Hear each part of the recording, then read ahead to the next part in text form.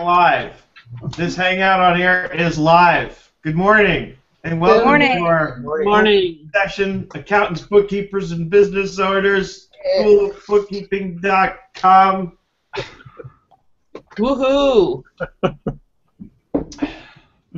We're lively this Friday morning, aren't we? TTIF. Let's get our caffeine in us. Come on. All Let's right. get the caffeine rolling. Oh, I run on Dunkin'. okay.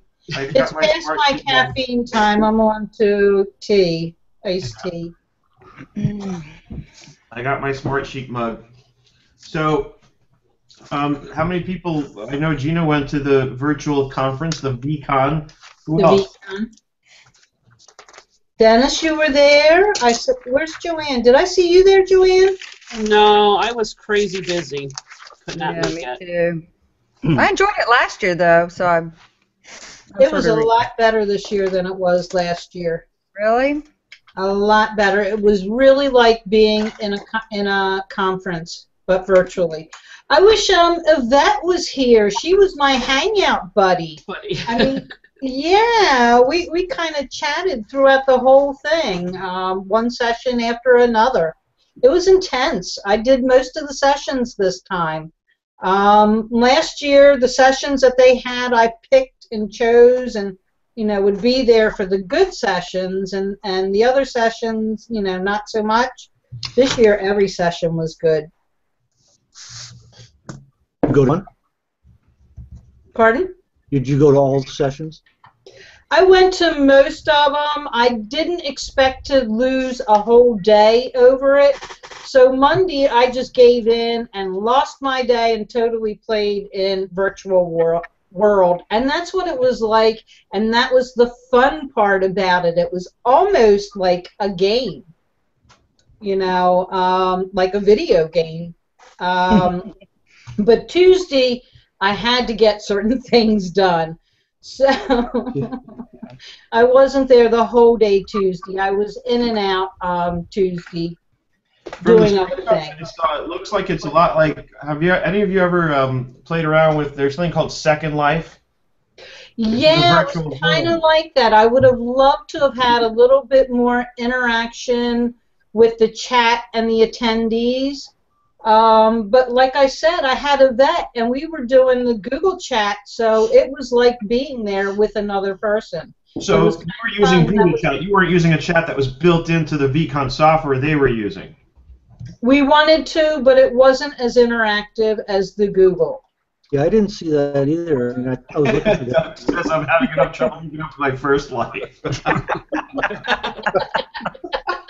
Yeah, that's a Well, the interesting thing about Second Life, because I played around with it, and then to be honest, I kind of like ran away from it because I was very nervous that it would be the kind of thing that I would get sucked into deeply, and it would just, I'd be like addicted, and it would take up all my time. You would lose hours of your life, yes. Yeah, Really? Don't tell me la la la la la la la. Don't tell me da la la.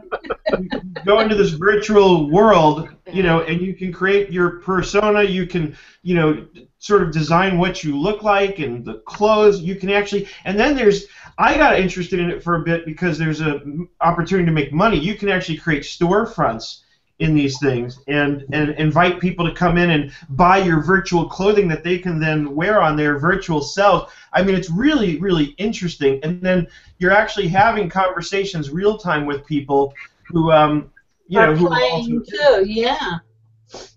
Yeah, it is a lot of fun. Social network, huh? Oh, What? It's a social network. Second Life is more than a social network. It's literally a virtual world that you can go and interact with people. There are people who, this was the creepy part, there are people who apparently engage in like intimate relationships in this thing. You can go travel to different islands. What I thought was cool was you could actually fly around. So I was like, cool, like Superman. And my persona on this thing was like this college kid with a backpack and jeans and a t-shirt, which kind of, I feel like that's kind of who I am in my first life.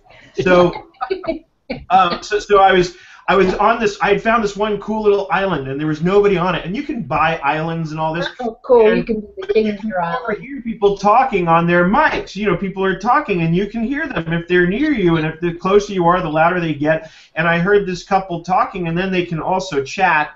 And I saw in the chat that they were saying, and they could see who else is nearby, evidently, and they were saying, well, you know, something like, once Seth David leaves, we can get it on, or something along those lines. I was like, okay, that's just weird. Like, you're actually going to have these virtual versions of yourselves getting intimate in this virtual world. Like, you're not going to actually feel anything or expect. I mean, it was just bizarre. So I actually asked a friend of mine about it, and I was like, do people actually take this stuff seriously? She's like, yeah, actually, it's a real problem because It's they really a game, right? dive in. Just wait till they have robotics. Really work. Oh, God. Your mind starts churning on that one. So, and all that was to say that when I saw some of the screenshots from the VCon, it reminded me of that. It looked like it was that kind of an application where it was a virtual world. But so, Gina, did you have like a representation of yourself in there walking around, or was it like, what did it actually? What was the experience? Did you feel like the experience? No, it really wasn't like you couldn't create an avatar and be there. But you did have, they had a lounge with signs, and it would take you to different wings where there were exhibits. Key Sheets was there, Funding Gates was there, and you could actually go into the exhibit and talk to the Chat with them. representatives. And, pardon? You could chat with go into their space and chat with them. Yes, and there are reps, and that chat really worked well. I think there were some technical issues, and the first day you really couldn't chat so well with the other attendees. The second day you could, but they had the chat set up so that when you were in the auditorium, you could not chat with someone. You had to actually focus on the presentation. Well, that's Which good. I can see You have to pay that. attention. Pardon? You have to pay attention. How You dare have to like learn. Pay attention, right? Pay attention Right. to the key words, just to the key words, right? And so when you're in like a session, are you just hearing somebody talk, or are you actually seeing an avatar of any kind? Or? Like a webinar, it's like you get slides and the whole bit. Okay. You know, Right. it's just like a webinar. Did they have the little hints this year? They could Yes. tell if you watched, they showed you, you know, a secret word or something, and then Where is they proved you watched it. Yeah. Yes, they had that. What was kind of tricky is though they were, you know, they didn't have it at a set time. Like one person did it like 2 minutes after she got into into her presentation, you know. So if you'd stepped away, you would have missed the key word. Yeah, you can't go to the restroom or anything. And then people are like, I went to the restroom. I missed the word. And we're like, wait. But you don't expect it, you know, 2 minutes into the program, you know. At least I don't. Yeah. No, most of them do it towards the end. Yeah, and then what was that one? The one on QuickBooks Online update. She had the wrong keyword, which was like lanyap, and then at the very end, oh no, it's this other word, you know. So did you see that where it was like lanyap was sort of part of the slide? And yeah, it really wasn't the word. What a fake out. Yeah. Like, oh, okay. Glad I stayed around for that, you know. But you know what? It was free. It was free. Exactly. No plane ticket. Whatever No. you get is a bonus. You know what I mean? Yeah. Yep. I enjoyed it. I had a great time. I bumped into a gal that used to work for me years ago, moved to Iowa, and it was like, Bev! Bev! And then we caught up, and it was so funny. Wow. But I wish I'd been there, you know. So I said, too bad we're not, you know, going down to the bar for a beer. So we can't have a virtual beer. That's true. That's true. So glad we can have a choice. Right, Doug? Choice is good.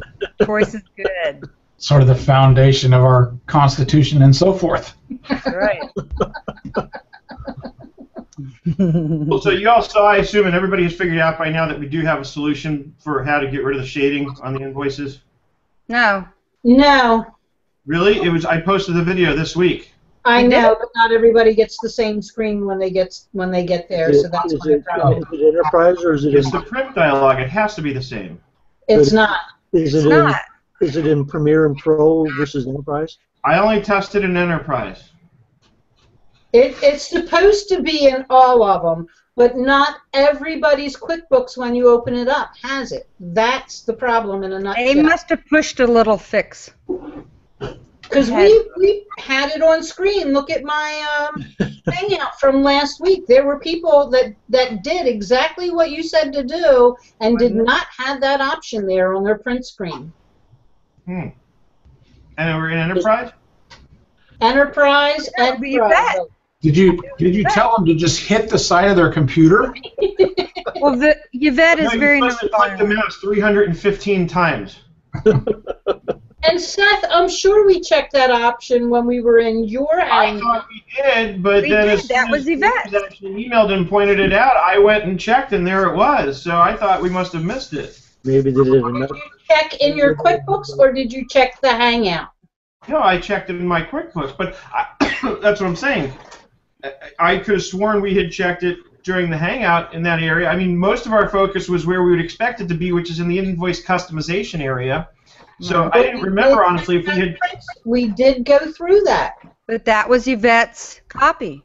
And when Remember on your hangout it screen? wasn't there, when she came to mine it was. Right. Are we certain it wasn't there in the Hangout? Did anybody go back and review it? Because I didn't.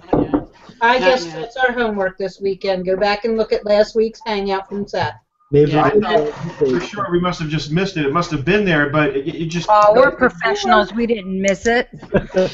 And then Gina, wasn't it Misha who she was sharing her screen and she And it had wasn't on the accountant's version, and Right. there was no option there in the accountant's version, only That's correct. Enterprise.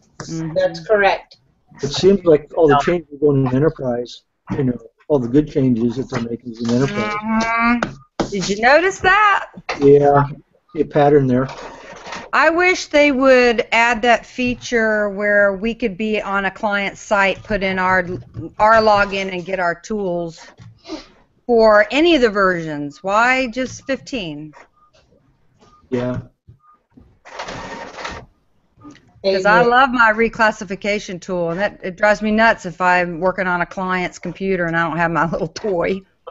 Well, that's why somebody commented in the ABO group on Facebook this week, and I agree with them. I think it was Hartley, actually, who said that he will not work at a client's site using their equipment. He will only work on using his own equipment for that reason, because this way, even if they're on a QuickBooks Pro or Premiere, I can pull it up in my Premiere Accountant and have all the features that I'm accustomed to using. Right. In other words, I'm not going to limit myself by allowing a client to force me to use their more scaled-down version of QuickBooks. I get that they don't want to spend the money for the accountant's version, which is fine, but I would never allow a client to sort of not allow me to use the tools that I have at my disposal. I mean, one client in particular I can think of this year that I've reconstructed their books for since January of 2013 would have cost them a fortune because I'm billing them by the hour, which is another topic that I want to talk about today.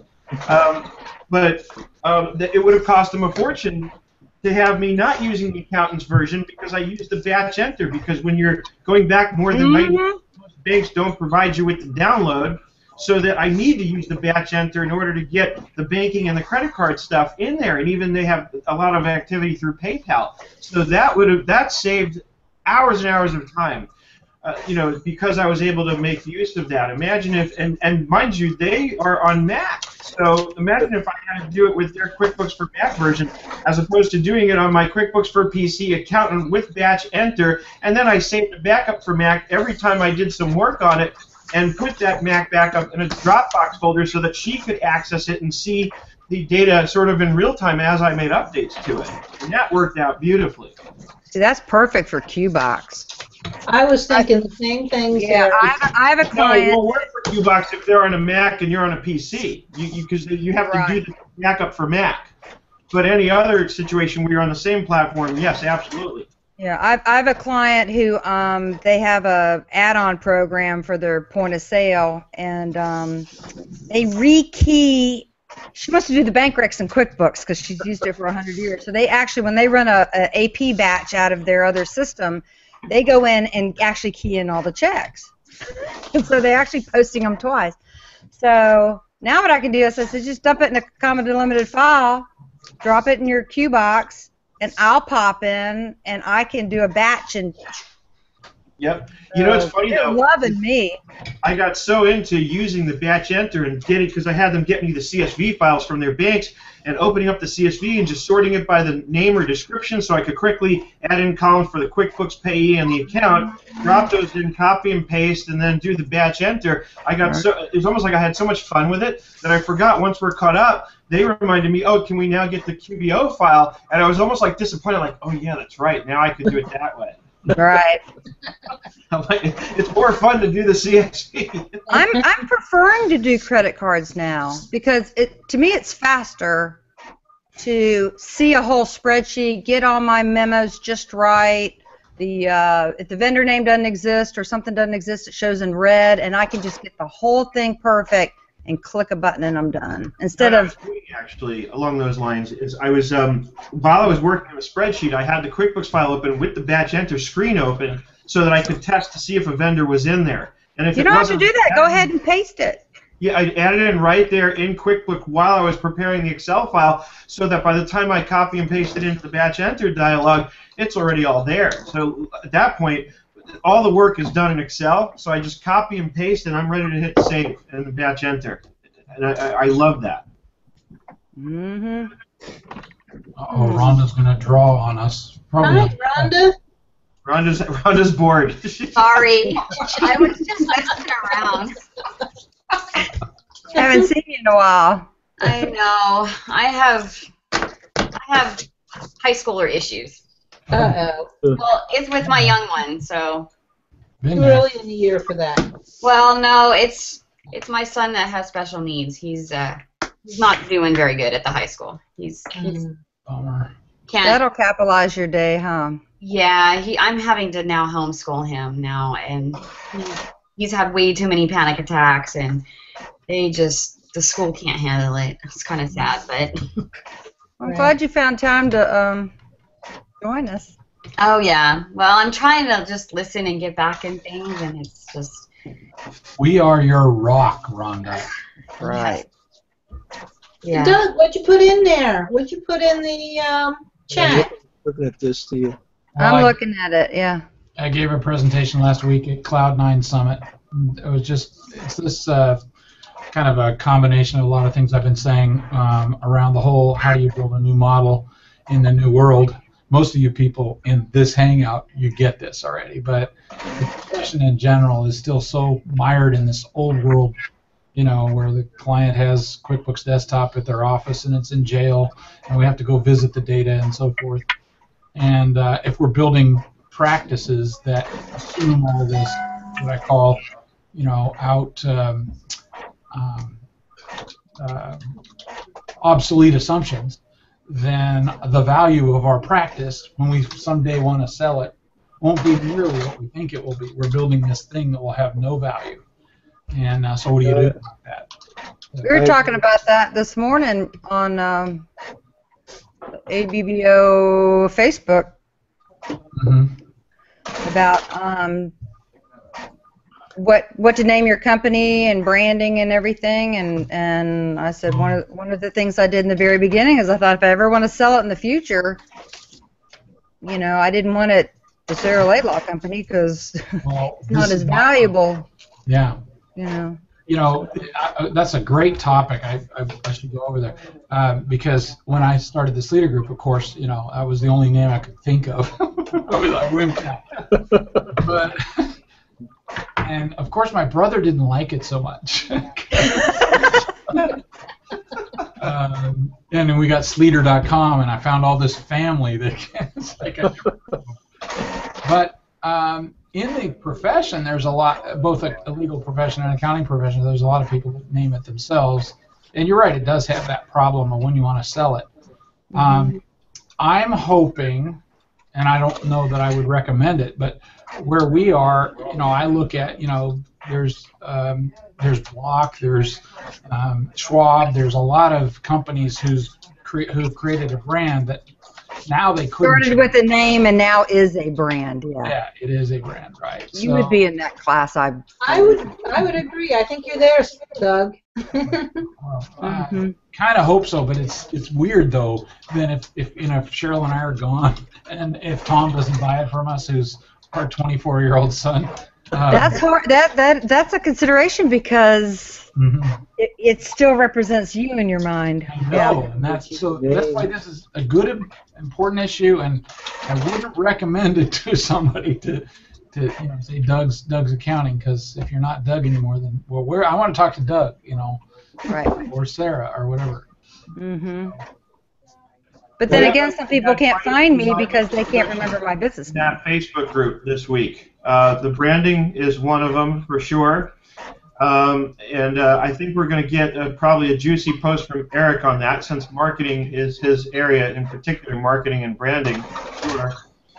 Because he just kind of went in there and commented last night saying this is definitely an area I can provide some insight on. Then he disappeared, so he's working on it. Yeah, exactly. And then there have been a few. Then I posted something about a client I thought I was supposed to go see yesterday. Apparently I wasn't, and I missed the memo. But that conversation evolved into the discussion about value pricing.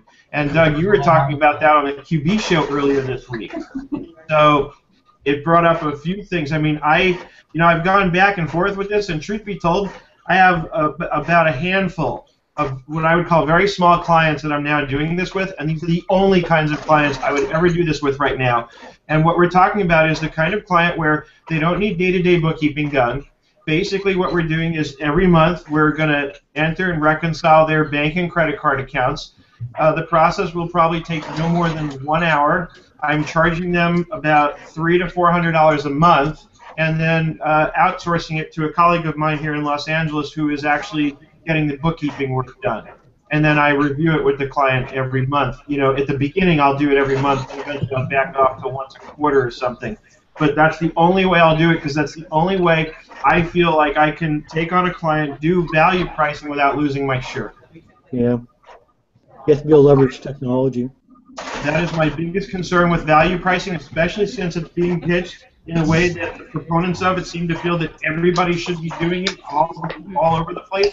And I know somebody personally who is literally, she had to stop drawing a salary from her accounting practice because she bought into this. And this is my big concern. She didn't do her contracts right. She didn't lay out what is in and not in the scope. She probably didn't know, and that's the problem. Is early on we don't know what's under the hood until we really get to dig in. And there's build that in your contract. That's right. You don't go to value pricing, so you know what you got. It's very difficult to achieve that balance where you're not priced out of the market and still priced somewhere that the time you have to spend doing the work is covered. Well, I think so. This is why I've put that session on. And in fact, there's a whole pre-conference session at our conference on Sunday where Ed Kless and Ron Baker, the protagonists of this whole thing, they're gonna get their 4 hours or 3.5 hours, whatever, to build the case and to have. So Seth, I don't know if you're teaching one. No, you. Let me go on and debate them on it, because I would love to do that.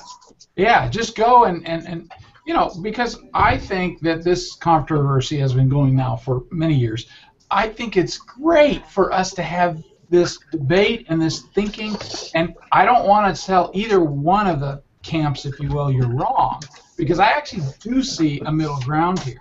Like, I do see value billing is great because that's what clients want to buy from us. They don't value our hours. Value pricing. Ed Kless would be very mad at you for calling it value billing.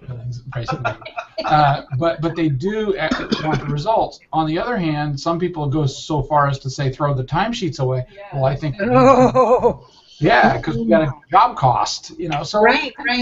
There's all of this stuff, and I just think this is really good for us to think, because we're all starting to think about the model. How are we really going to build the revenue and track costs as well in our practices, as opposed to just going along in this old world of, okay, well, I did 1 hour, okay, my hourly rate is $20, okay, I got $20, good, just like a barber.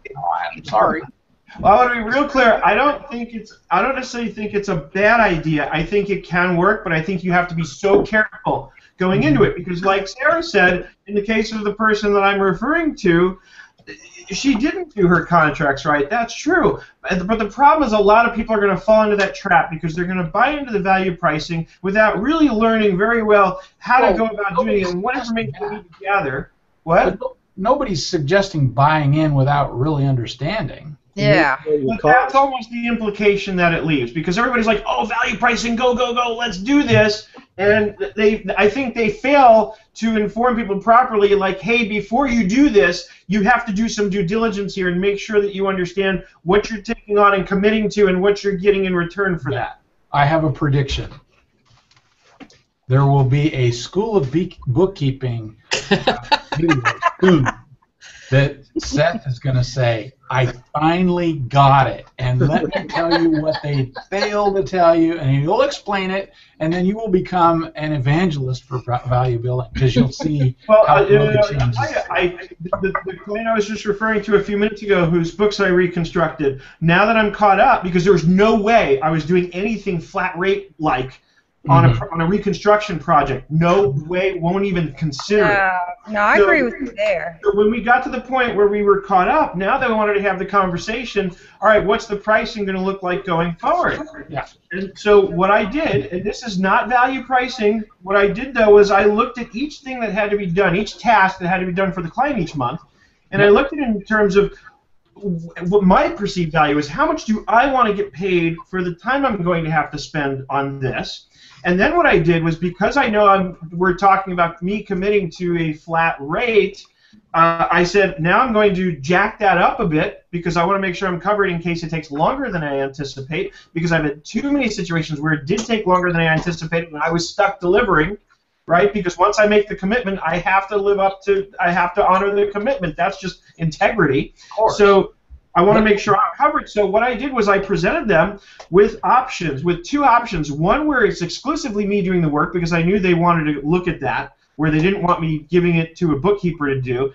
And option two was with the bookkeeper. Obviously, option one with me exclusively guaranteeing that only I will do the work was going to cost them more. And frankly, when they looked at the options that I presented them and what I wanted to charge them monthly, they said, no way, we were thinking it was going to be more like half that, and they ultimately agreed to stick with the hourly rate.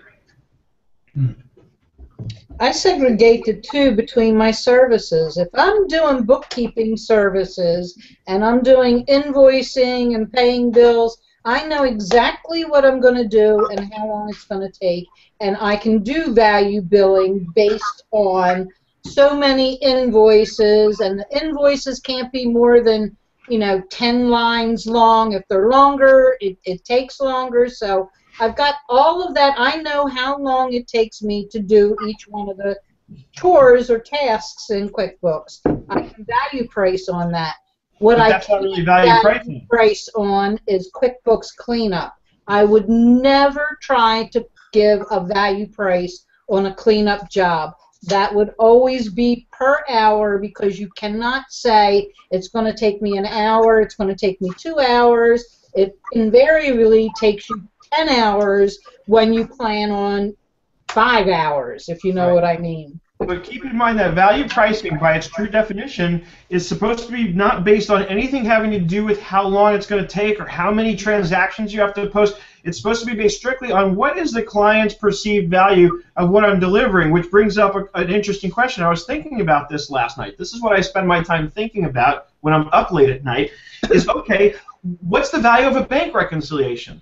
How much does a bank worth to a client? Is it $100? Is it $50? I don't know. To me, the only way to define that is through time. But they're saying, value pricing proponents are saying, it's not time-based. It's what's a bank rec worth to a client.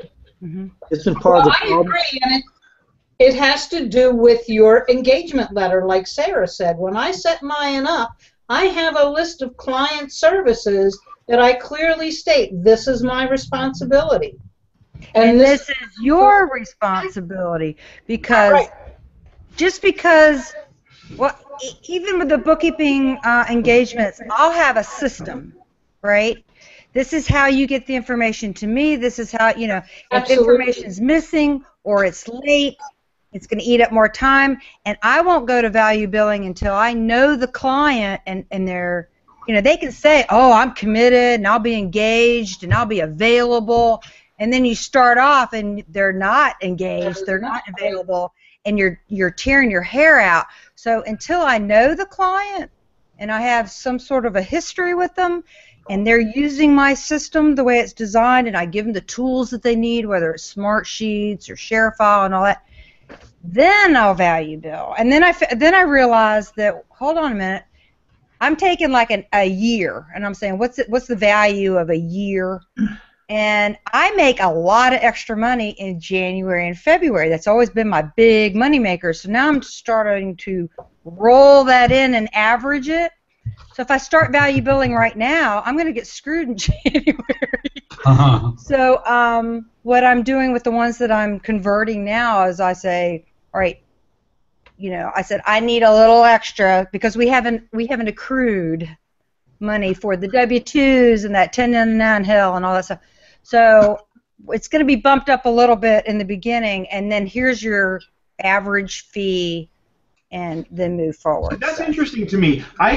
So you have trouble, and I wonder how many other people have trouble actually getting the clients to deliver, because that's not something I ever have a difficult time with. Usually, in my experience, and I'm curious to know why that happens, because in my experience, when I tell the clients I need this, this, and that, they usually just get it to me, and they know if they don't, they're not going to do the work. Expense reports don't add. You can't read a receipt. I mean, there's all those little nitpicky things that'll just suck up 20 minutes. It's that kind of stuff. It isn't the overall work. It's that, and plus we don't just. I train my bookkeepers. We're not just key punch operators. You think. So yeah, but comes a time when you have no information. I just put it in. I have a specific account, like they have an Ask Accountant account. Yeah. I have an account that I will ask them, and every month they get a report that says, I did not have enough information for this expense, this expense. They get it in Excel, they fill it out, they give it to me, and the next month it gets filled in for the previous month. So I don't play that game. I do not play that game. Smartsheet has saved my life. And Smartsheet is beautiful because I can upload a copy of the receipt and send an update request to the client with a comment saying, I need you to tell me what this is. Look at the receipt. I have no idea what it's for. So I refuse to spend time on that kind of stuff. I kick it right back to the client. I'm with Gina 150% on that. There's all kinds of things like you'll have a bill and it's from a corporation, but they tell you to make it out to an individual. Nope, won't do it. If I'm writing, wait a minute, this is a statement, not an invoice, So now I'm also using Smart Sheets for my bookkeeping best practices, because those little things are reoccurring with clients, and so you get them trained. Oh yeah, never send Sarah a statement. Oh yeah.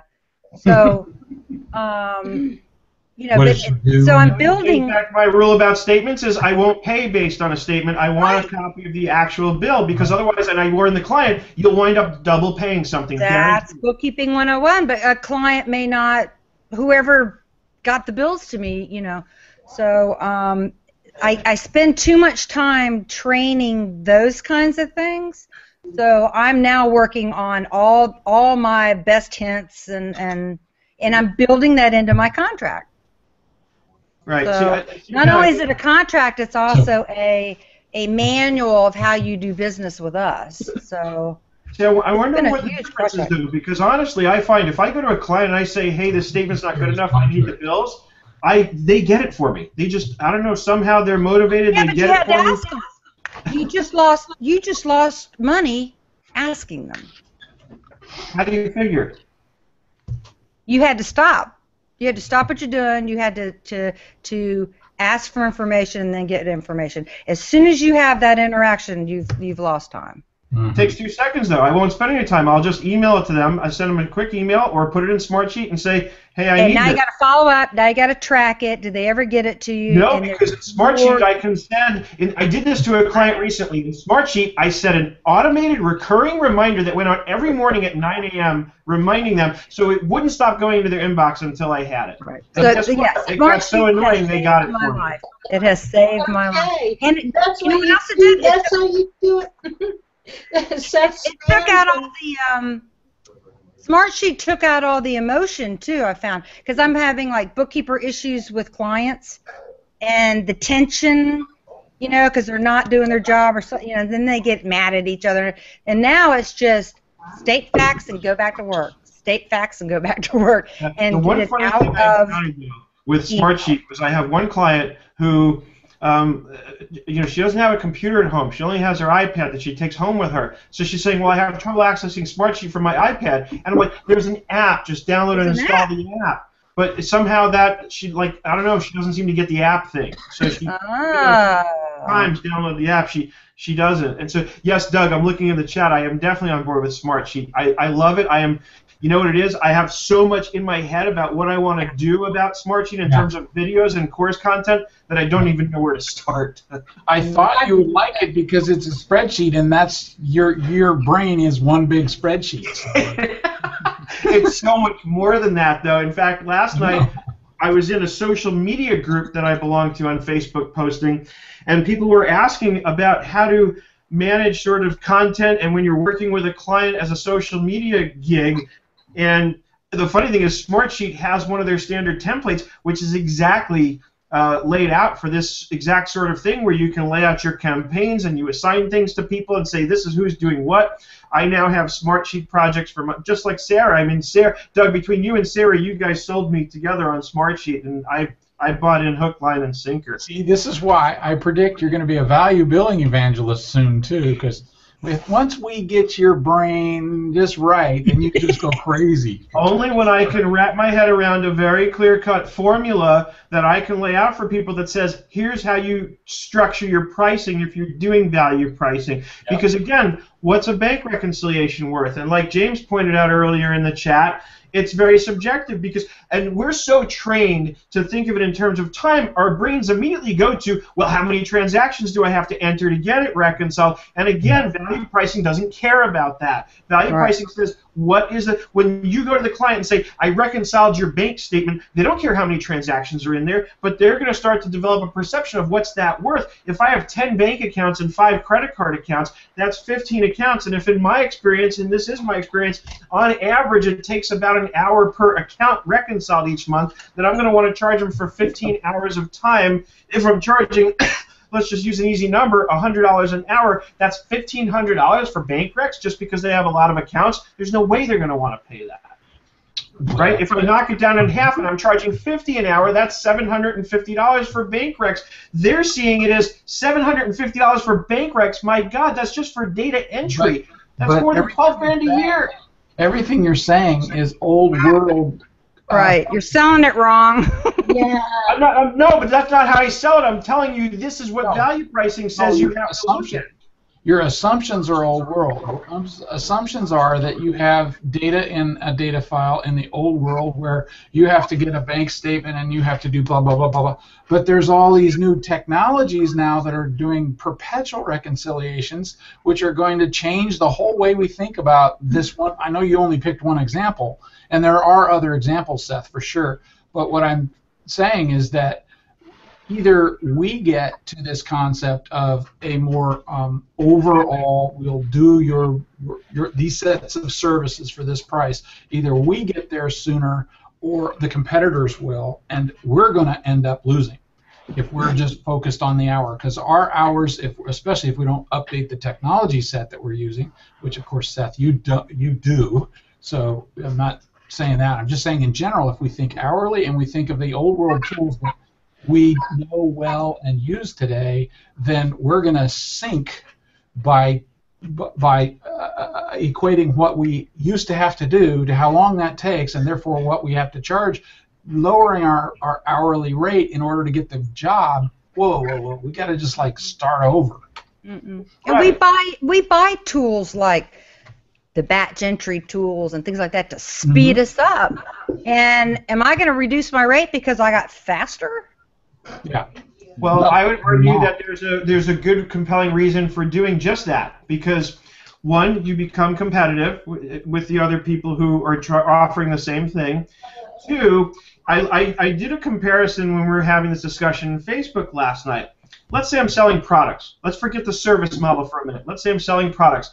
And because I have a great client base who are treating me really well and they keep coming back and buying more from me, I'm able to buy in bulk from my suppliers. Therefore, I'm able to get a volume discount. Do I pass that savings along to my client? Do I split the difference with them somehow?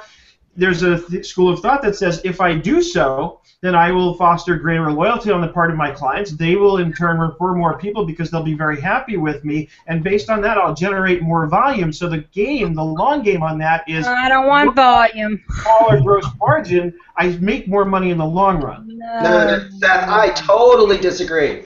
Seth, No, totally disagree. That is opposite of anything I coach my clients on. Now, I'm in e-commerce and they're selling widgets, but one of my clients the other day, if she sells the scarves and the clothing that she sells, if she sells them below a certain amount, she sells less because people consider them cheaper. The higher she charges it, and there's an upper limit, the more people buy this product because they perceive the value more. I mean, they see Which is more of a why- value. And Which is I why keep- Seth raised his rate. Your microphone conversation, Seth, Right? when you No, were I purchasing get a that. microphone. I get that. That's not what I'm talking about. I'm not talking about pricing it so low that it's perceived as cheap. I'm talking about that middle ground that Scott's talking about, where I could start out pricing on the high end. You know who's brilliant at this is Men's Warehouse. You know why I buy all my nicer clothes? In fact, I buy almost all my clothes at Men's Warehouse. You know why? Because I go into Men's Warehouse and I see the full price, but everything is always 2 for 1.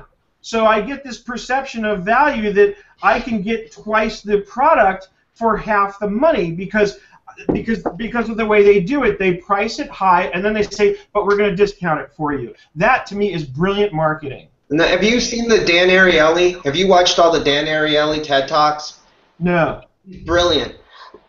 He really talks about how there's just different pricing models. But even on the service end, we continue to abstract even more of our pricing and provide more of a bundle and continue to offer a higher and higher price and continue to be more selective about the clients we're picking, and we're being more and more profitable without looking at any discounts. Any efficiencies I find, it's there. Our clients expect each year we're going to be able to deliver more value each year and charge them more each year. And they know that we're looking at, it doesn't matter about the efficiencies because we're sharing those efficiencies with their business. The more we can do accounting faster and invoice faster and process bills faster with less effort on their time gives them the benefit of them being a more efficient business. Okay?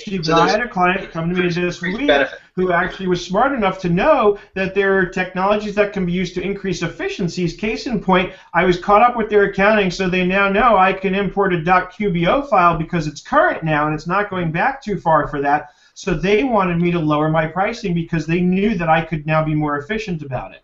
And that was the conversation that I was referring to a few minutes ago, where ultimately I said, okay, look, 2 choices. You want a flat rate? This is the price, and it was way high. I'm not even going to try and hide that fact. You want flat pricing? It's way high. Otherwise, we can stick with the hourly, and they chose the hourly because they felt that way they could get the benefit of the efficiency. Mm-hmm. I found the opposite.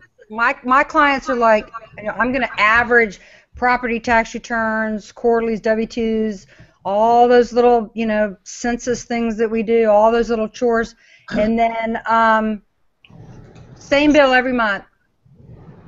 You can budget, no surprises. Yep. They love it. They're like, yeah, that's great. Because you know what? I'm going to draft it out of your account in the 3rd of every month. Oh, that's even better. Because really what they're buying from you, Sarah, is your results, not what it took to get there.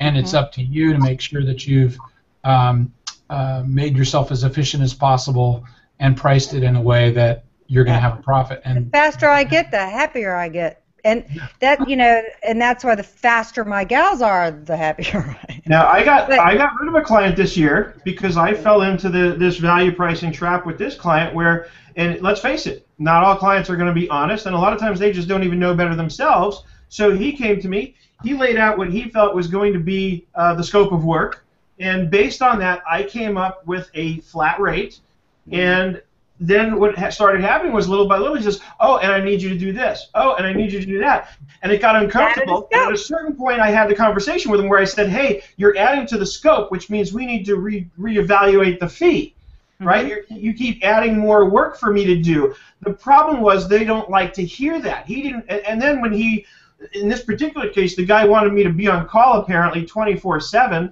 and when I started telling him, hey, I've got other clients I need to help, I can't be on call 24/7, he got angry, he got heated, and so ultimately we started increasing the fee to come in on par with what the scope of the work was, but again, now we're basing it on time and not on value. But the bottom line was it caused so much friction between us that it got to the point where I couldn't stand him anymore, and I was extremely resentful about all the time I was having to put in just to deliver what I had committed to doing for a fraction of what I felt I should have gotten paid for it.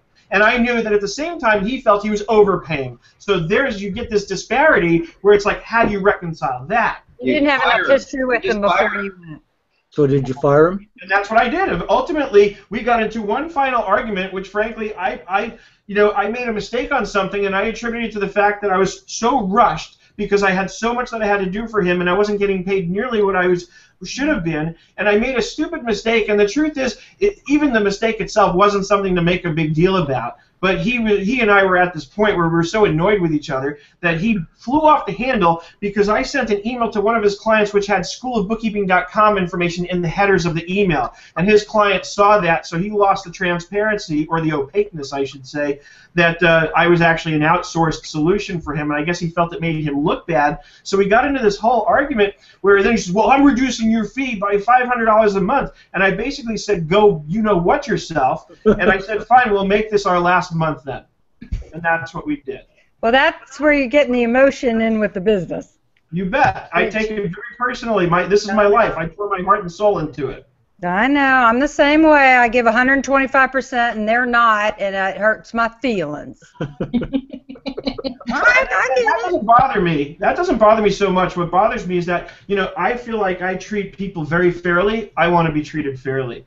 And again, I know that and here's the funny thing. When he found a new solution and I worked with them to do the transition, when I showed the guy who runs this accounting company all the stuff that I was doing, and I gave him a very general sense of what I was charging for it, he was like, no way. Half the stuff he said he wouldn't even do. and one of the things that came up, and I'm curious what you guys will have to say about this, was, and because this comes up for me a lot, and maybe I'm stupid, but I always feel like I want to do everything I can to help the client and make their life easier. To me, that's service. I want to make the client's life easier. That's my job as a service consultant. So to that end, very often, I will take on, among other things, the task of invoicing their clients for them. And this guy actually told me something interesting. He said, I won't do it, because you end up getting into arguments about what the invoice should look like and how it should be sent out, and it creates all kinds of problems. So in his practice, he will not send out invoices for a client. He makes the client do that no matter what. What do you guys say about that? Silence. Yeah, I mean, I do invoicing for clients if they want it, or not if they don't. It's not an issue to me. It depends on. Do you have any clients who are very particular about? I mean, I worked with an architect for a bit this year who I couldn't get invoices out because he nitpicked every little thing and he wanted all kinds of changes. There was no consistency. It was never the same. I even tried to hold an online remote session with him where I said, let's go through the invoice form and let's make sure we get it filed down to how you want it. We did that. I went to send him an invoice to approve it before I sent it to his client, and it still took 2 weeks to go back and forth and get it finalized. It drove me crazy. And then you tell them, say, look, we're eating up time when I could be doing, other stuff. I don't know. It's communication. And he was a flat rate client that I wasn't charging that much. I was losing my shirt on the time I was having to put And sometimes you lose your shirt in the beginning. Well, yeah. No, not just the beginning. This went on for quite a while. This was well past the beginning. Did you fire that client? That's the danger. Business is about risk. And I think we're in the service business, and we are doing something that is a risk, meaning our time and our energy, that when we do it really well, we'll get paid enough to have a profit and live a life. So what this value billing, value pricing, whatever issue to me is, it's about managing the risk. And Seth, your point is really good in that, well, what if it takes me longer than I'm making $2 an hour, or I'm paying them to do their work? Or whatever. Yeah, we've been there, haven't we? So we all have, but I think that's what we do as we get better and better at any business that we're in. We learn how to manage the risk better. We learn what things cost, and we learn what things are value, the value of things, and we learn what a market will pay. And we need to buck up in the sense of take responsibility for your business. Price yourself how you need to be priced, and let the people who won't pay that go. And find those who will, and then you won't be as stressed out in this whole process. You won't be as poor. There are people who are willing to pay for the value that we're providing, and I think that's where you just got to get to. It's kind of let go of what's not working and start doing what will work. See, I think of the original Wall Street movie with Michael Douglas, and there's one scene where he's looking at Bud Fox and he says, "I only bet on sure things." Yeah. What were you going to say, Scott? Would you think that the market that QuickBooks targets is the best market that's going to appreciate value billing in terms of you getting your full value out of what you're billing them? Seems like they're feeling a real price-sensitive clients and customers, since they're trying to make it think that they could do it themselves, and so it seems to me you're kind of being devalued from the get-go. It seems like a mid-market client would be more receptive and be more successful for value billing. Well, you're kind of pointing to the shift, Dennis, that you've been watching and leading for a long time towards the concept of bookkeeping is really, hate to say it, guys, but that's going to go away. We need to become consultants, not bookkeepers who do transactions. Like Sarah was saying, we're not just key punch. We think we're helping them manage the business. We're getting much more towards providing that value that they really want from us anyway. And the bookkeeping, the transactional, is becoming... That's just on the side. Yeah. That's right. I'm more of a part of the management team and more of the, that's the way I sell myself. It isn't key punching. It's about building relationships. You got to build a relationship to get there. They have to have experience with you. They have to have the experience that they've gone through things with you and trusted your judgment and came out ahead because they did. Yep. I mean, once you get to that point, you're in. Yeah. You become the trusted advisor, not the slave who does their books for them. Well, this kind of ties in with the SaaS accounting, because I know like Xero says that if you're using desktop software, it's really hard to value bill because you've got so much time eating up and screwing around with the files and making sure the files don't get doubled up or whatever, and you're wasting time, as opposed to having 24/7 access to the one general ledger, which like QBO and Xero, so you could actually sort of build in the CFO services and that kind of thing. After the bookkeeping, it's sort of after the fact accounting where you're just matching checks, that come through the bank, as opposed to having to rekey everything in or enter the data in before the fact. See, and that actually reminds me of what we were discussing earlier, like going back to the question of bank recs and what's that going to be worth to a client. And Doug, I get your point about we're not doing all the manual entry anymore, so it should be much faster to get it done. But we still have to babysit the data. We still have to make sure it's going to the right account. And ultimately, at least for me, what I've found to be most effective and what I found clients appreciate the most is something that takes time, which it means I'm going to have to take the time out, make an appointment with the client, and go through it with them remotely.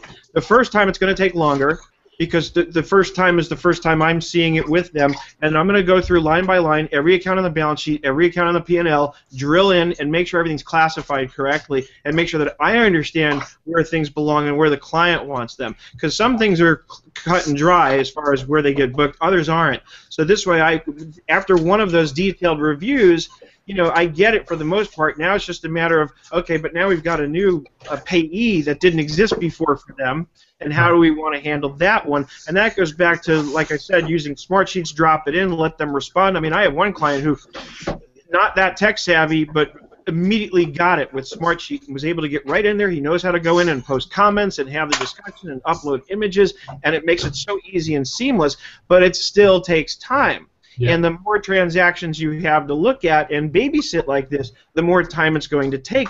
So it's very hard for us to divorce our thinking because we've been trained this way for so long to think in terms of how much time it's going to take, and then convert from that or divorce from that and get married into it doesn't matter how much time it takes, it matters what it's worth to the client, balanced with the fact that it has to be worth to the client somewhere around what I feel it's worth for me to put in the time it takes to get the job done. And that's the problem, is because I only have so much time in the day. And so if I get locked into doing too much work for a client because it takes too much time, then that locks me out of being able to take on other work for other clients, or I fall behind and get stressed out, or I get resentful because I don't feel like I'm getting paid what I'm worth. That's the problem. I mean, the way we do it is we couldn't possibly charge for some of the cleanup everything. We do a big fixed fee setup cleanup to get everything in that first phase.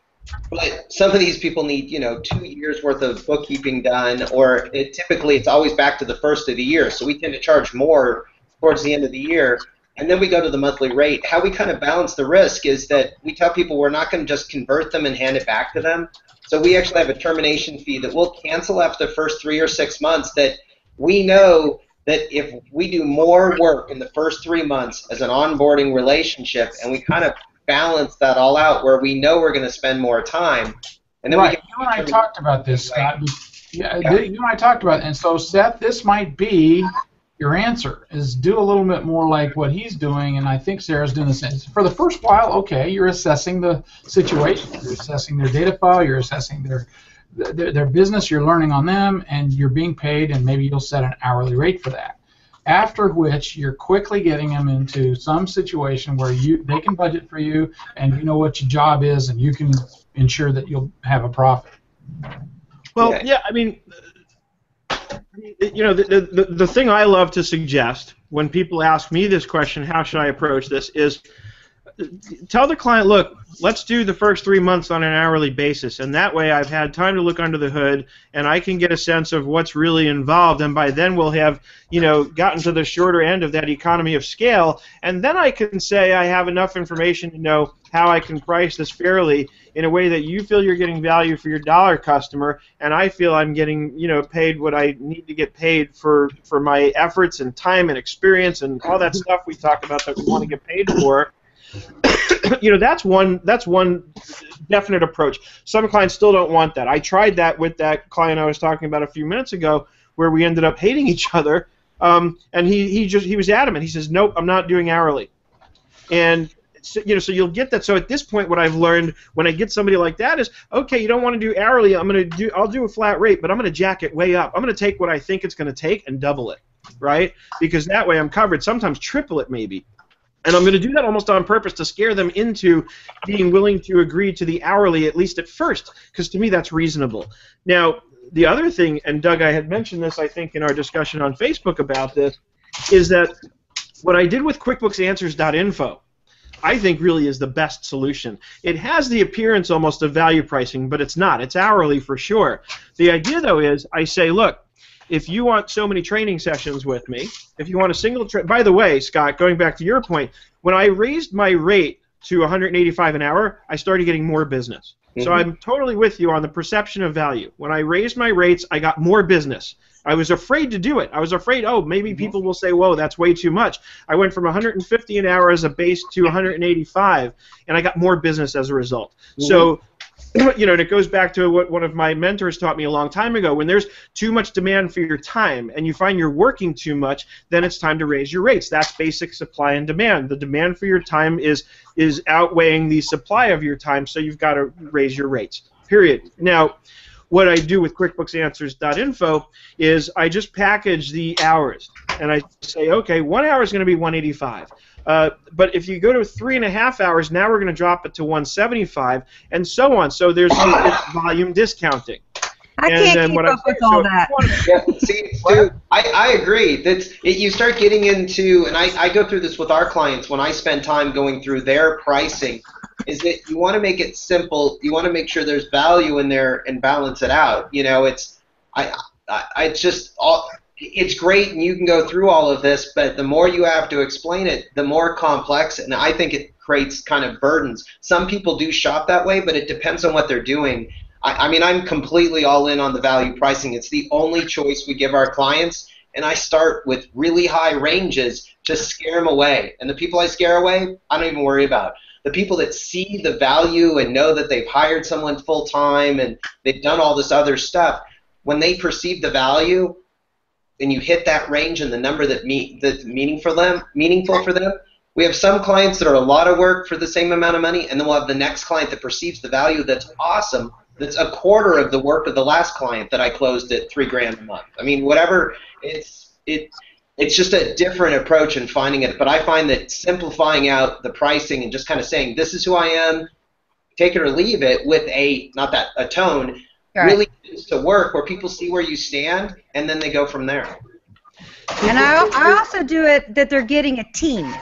They have somebody's crunching, real accountants that are thinking, and then they have people coming in and reviewing and all that. So it's not just a one person doing something. It takes a team to get a really good product. And if they want the cleanest product and the best numbers that they can get, it's going to be, $20,000 or more a year, and that's just, So, and the little ones go, no, thank you. Yeah, no, I agree. That's the same approach we do. Is you're getting a team, you're getting a set of expertise, you're getting depth of expertise, you're getting guidance, and we're flattening out 1099s and those weird random things that pop up that they don't have to worry about. And then we just had a client the other day that asked that when they finally trust you, they tell you about things ahead of time, and they ask for your help to tell them how to do it right, and then it comes through right, instead of, oh, we did this, and then there's all this crazy cash that we collected. Now what do we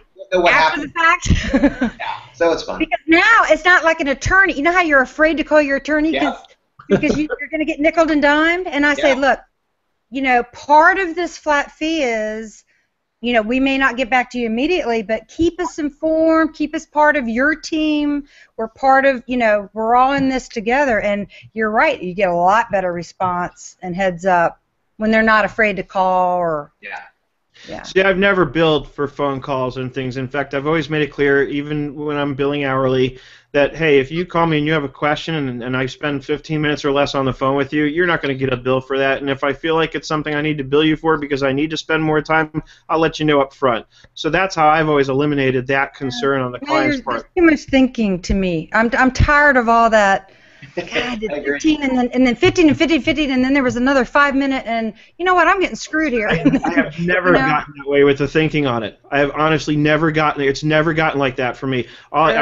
It's an internal barometer. I know what I'm feeling like. I need to start charging for something. And as soon as I start getting that feeling, I say, hey, you know what, I think we need to go on the clock for this. Well, and the other thing, too, is if you have multiple people that you're doing that for, it becomes overwhelming to me as a business owner to think in that. Yeah, see, that's never been an issue to me. And Scott, what I did in terms of packaging the hours was the same way you're going to value price and you're going to say, here's what it's going to cost and here's what we're going to deliver for that. I'm doing that with the hours. It's all laid out very clearly on a single web page on my site. It shows you, here's the number of hours, here's the effective hourly rate, here's the total you're paying up front, and it goes across in a little table. That's very clear. And I don't have to do any explaining. They go onto the site, and I get emails from people that have signed up for a 1-hour session or a 5-hour package or a 20-hour package, and it ranges in between what I've got laid out there. And I've found that that's been very, very positive and effective. I haven't had to spend time explaining anything. They sign up. I'm happy. They're happy. They feel like they're getting great value for the time. And because that is my time very directly. It's going to be me and them in a remote session one-on-one. Yeah. And, you know, I tried to look at, I even laid out a video trying to look at taking this to a value pricing model, and it fails miserably on the training. Because what happens is if I say, oh, pay a monthly fee and you can have as many one-on-one sessions as you want, I would have to cap that somewhere in order to avoid losing my shirt and say up to this many, but then I might have to doing it hourly. Yeah. No, I Bottom understand. line is we can be flexible, and every client is unique. Every accountant is unique. All our businesses are a little unique, so it's all good. No, I agree. And, you know, Yep. On that note, we have to wrap up, but this was a great discussion. So don't miss Gina's hangout today. She's going to show you a really cool new trick that she learned at the VCon in QuickBooks Cool. at the 2:30 Pacific. 5:30 Eastern. Yep, be there and learn how to create a composite name list. That's what I'm going to do. All In right. QuickBooks Desktop. Have a nice weekend. See you all soon. Bye, everyone. Bye. Bye, everybody.